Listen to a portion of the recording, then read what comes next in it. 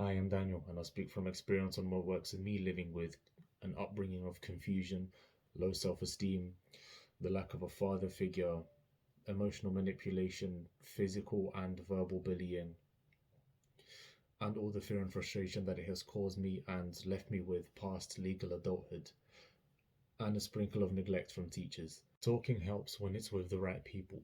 Red flags are not always obvious, hence why I have overshared with some very toxic individuals who were supposed to be confidable and were not. They use my experiences to serve their ego. Examples are revisiting each and every moment he helped me, knowing fully well he did Jack and the Giant Beanstalk. Let's call him Jack, a 40-year-old closest thing to a father figure.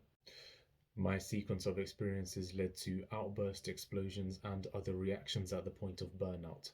I won't go into specifics for the very moment, but many of these reactions would find the ears of Jack that I mentioned earlier.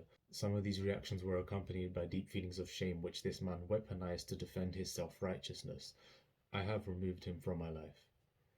I don't know how much your past may torment you or how isolated you may feel, but you're better off talking to somebody who knows you, who you know isn't toxic, whom is willing to see your experience from your perspective and shows that they do. It is also a good idea to refer back mentally to interactions that did you more harm than good before going to be vulnerable with the same people. There is more to cover when you see confidence, and I'll go more in depth in a future video. For now, I'll say be careful in its literal meaning.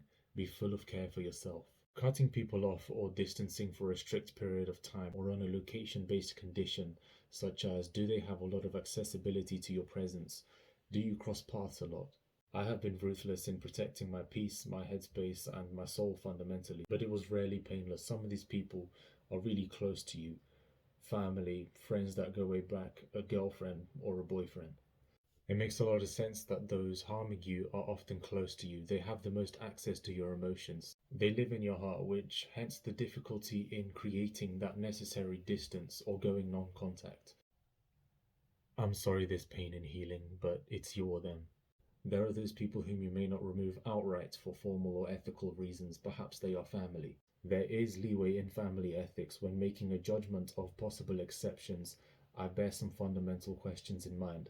I'm going to use the phrase spiritual, but that's not strictly religious. Do they rob me of my ability to spiritually thrive? Do they kill my joy? Do they steal my peace? Do they destroy my hope? Do they try to kill my faith? Again, not strictly religious. Do they steal my self-esteem? Do they destroy my sense of identity? In the bigger picture, is it worth having them around or being around them?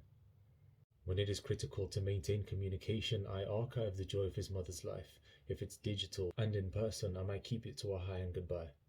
This is self-defense, nothing personal.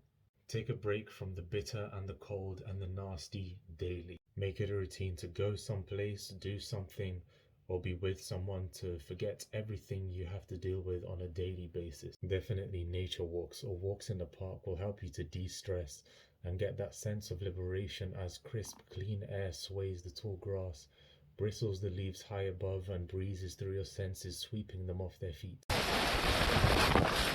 I'll leave self-care tips in the comments. The right self-care can make you indestructible. You'll only know if you try it. What do you have to lose?